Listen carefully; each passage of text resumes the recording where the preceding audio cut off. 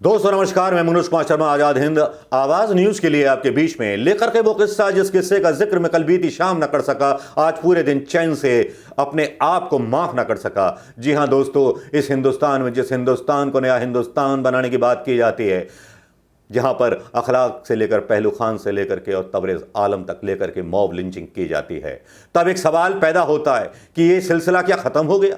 ये सिलसिला कभी खत्म नहीं होने वाला। यहां पर हिंदू मुस्लिम के नाम पर फिर से एक बार मॉब लिंचिंग होती है, और इस बार मॉब लिंचिंग होती है हरियाणा के मेवात में, जहां पर एक नौजवान को, एक बॉडी बिल्डर नौजवान आसिफ को गुट में इकट्ठे होकर के उसकी हत्या कर दी जाती है। और हत्या कुछ इस तरह से की जाती है जो बर्बर तरीके से कही जाती है। इसमें हालांकि पुलिस ने कार्रवाई करते हुए कुछ लोगों को गिरफ्तार कर लिया, लेकिन सवाल ये उठता है, यह हत्या क्यों हुई, किस लिए हुई? लोग इस हत्या को साजिश का नाम दे रहे हैं, लेकिन कुछ लोगों का मानना है कि यह मॉब लिंचिंग है। अब मॉब लिंचिंग है या साजिश के तार इसमें जुड़े हैं, असल वजह क्या है? कौन है इसका जिम्मेदार? या वो नफरत जिम्मेदार हैं जो नफरत हमारे रगों में डाल दी गई हैं, या वो सोशल मीडिया जिम्मेदार है, या गोदी मीडिया जिम्मेदार है जिसने नफरतों को घर घर टीवी चैनल के जरिए कोने कोने में बिखेर दिया है? जी मैं बात करना चाहूंगा आसिफ की, उस बॉडी बिल्डर की बात करना चाहूंगा जिस बॉडी बिल्डर को, निहत्थे व्यक्ति को कुछ लोगों ने हत्या कर दी। हत्या क्या कर दी? उसकी मॉब लिंचिंग में एक उसके साथ हादसा भी नहीं कह सकता, मार पिटाई हुई, बाकायदा उस पर हमला हुआ, और वो इतना पीटा कि उसने अंत समय में अपनी सांसों से नाता तोड़ लिया। आसिफ परसों अपनी बहन के घर से लौट रहा था। आसिफ और उसके दो चचेरे भाइयों पर 25 से 30 की संख्या में बदमाशों द्वारा हमला बोल दिया जाता है, जिसमें आसिफ और सद्दू की दर्दनाक मौत हो जाती है। उसके चचेरे भाई गंभीर रूप से घायल हो जाते हैं। पूरा इलाका मेवात में गमजदा माहौल बन जाता है। हमला करने वाले लोग विशेष समुदाय के बताए जाते हैं।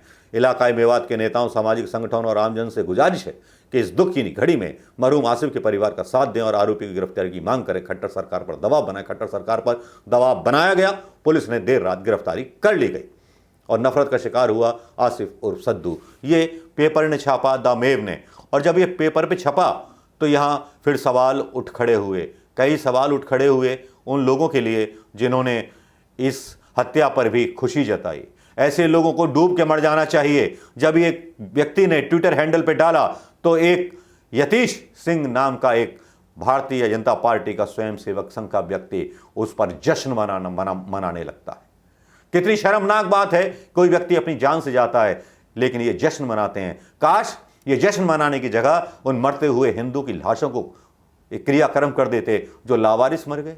जिन मुसलमान भाइयों ने उन हिंदू लाशों का दाह संस्कार किया, जिन लाशों को उसके खुद के परिवार के लोग छोड़ करके भाग गए।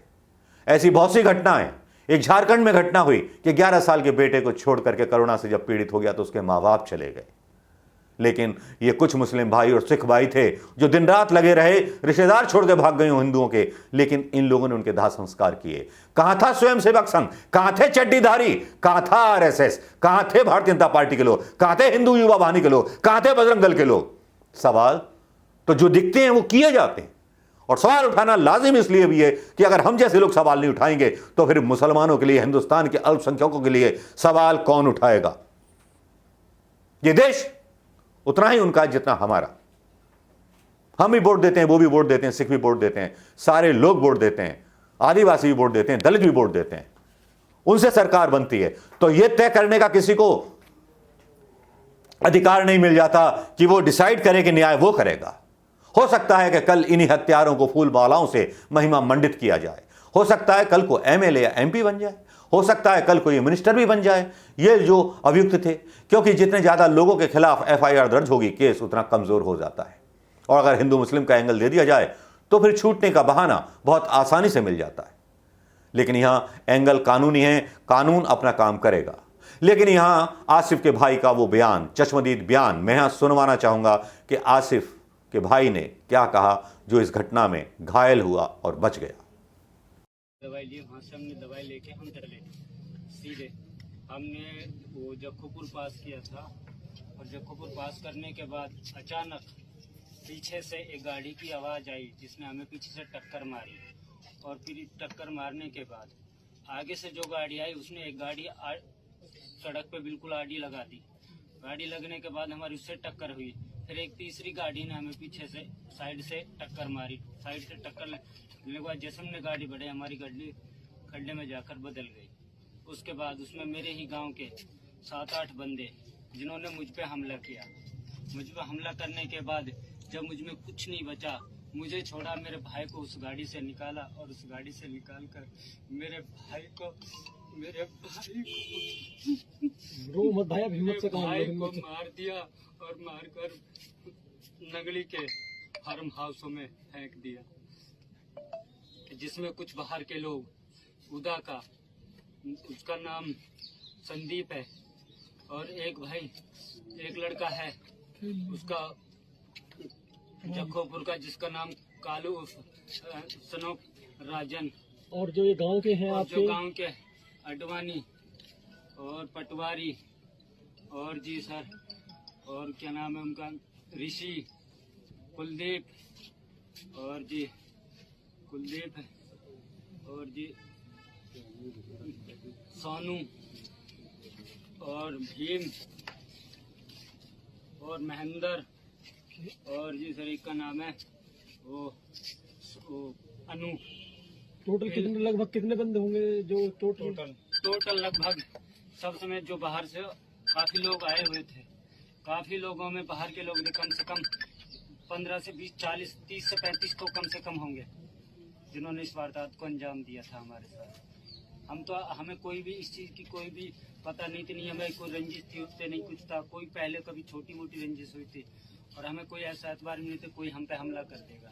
हम तो सीधे दवाई लेके लिए घर के लिए निकले थे अपने, और रास्ते में इन्होंने हमला किया और हमारे भाई को खत्म कर दिया। आसिफ के भाई का यह बयान आपने सुन लिया होगा कि किस बर्बर तरीके के साथ आसिफ के ऊपर हमला किया गया, किस बर्बर तरीके के साथ उसके साथ भीड़ ने हमला बोला।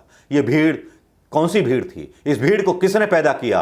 इन कट्टर लोगों को पैदा किसने किया? जो लोग ये दावा करते हैं हिंदू धर्म का होने के नाते कि अगर चींटी भी पैर के नीचे आ जाए तो उसे पाप मानते हैं, तो ये लोग कौन हैं? कौन है ये लोग? कौन है वो नकाबपोश जो एक इंसान की जान बड़ी आसानी के साथ ले लेते हैं? क्या ये वाकई में सनातन धर्म से बिलोंग करते हैं?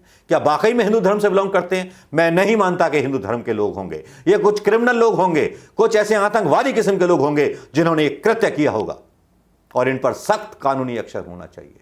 इतना अविश्वास देश के ऊपर हो गया है मुसलमानों को कि आज ट्विटर पर ट्रेंड चल रहा है कि साहब मुसलमानों को न्याय मिले। मैं भी पक्ष में हूं कि मुसलमानों को न्याय मिले, आसिफ को न्याय मिले।